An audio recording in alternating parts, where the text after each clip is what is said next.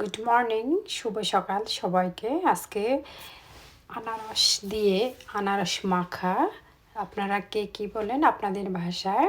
তবে আজকে আমি আনারস মাখাটা করব, যেটা হচ্ছে দুর্দান্ত একটা রেসিপির মতোই।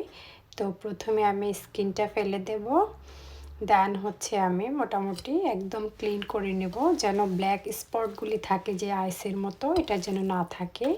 আর এর মধ্যে হচ্ছে আমি মোটামুটি স্লাইস করে নিলাম। তো আমাকে কাটতে হবে একদম ছোট ছোট পিস করে, যেটা হচ্ছে একদম আপনার সালাদ কুচির মতো। সালাড আপনারা যারা খান অবশ্যই তো জানেন কুচি কুচি সালাডের মতো। তো এর মধ্যে আমি কি কি দিয়ে আনারস মাখাটা করব সেটা হচ্ছে আজকে আপনাদের সাথে শেয়ার করব। তো প্রথমে আমি এরকম স্লাইস করে কেটে নেব, ছোট ছোট পিস করে, একদম ছোট ছোট টুকরো, যেন সব মিক্সার সময় যেন সব কিছু ভিতরে যায় এবং টেস্টটা বাড়ে। তো মোটামুটি এখানে আমি নিয়ে নিলাম গুড়, নিয়ে নিলাম। আমি চিনিটা দেইনি, চিনি দিলে অনেকটা পানি বের হয় রসালো, তা গুড়টা নিলাম। সেটা হচ্ছে অপশনাল, আপনারা সুগার ব্যবহার করতে পারেন অথবা বাটালি গুড় ব্যবহার করতে পারেন। তো আমি গুড় ব্যবহার করলাম।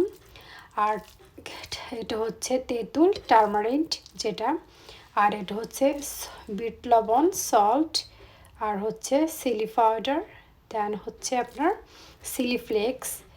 আর আমি মোটামুটি এই কয়টা আমার ইনগ্রেডিয়েন্টস লাগবে আনারসটা একটা আনারস মাখা করতে। তো এ হচ্ছে টোটাল রেসিপির ইনগ্রেডিয়েন্টস। তো প্রথমে আমি চিলি ফ্লেক্সটা দিয়ে দিলাম, একের পর এক একটা আইটেমস করে দিয়ে দেব পরিমাণ মতো। আপনারা যে যেভাবে টেস্ট নেন আপনারা ওইভাবে ব্যবহার করবেন। আমি আমার মতো পরিমাণ মতো দিচ্ছি। তারপরে হচ্ছে আমি বিট লবণটা দিয়ে দিলাম।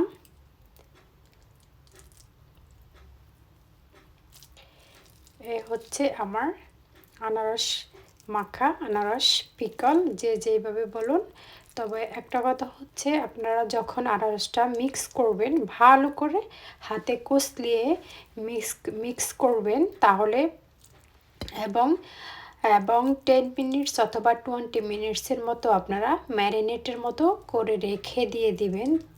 এরপরে খাবেন, খুবই ইয়াম্মি।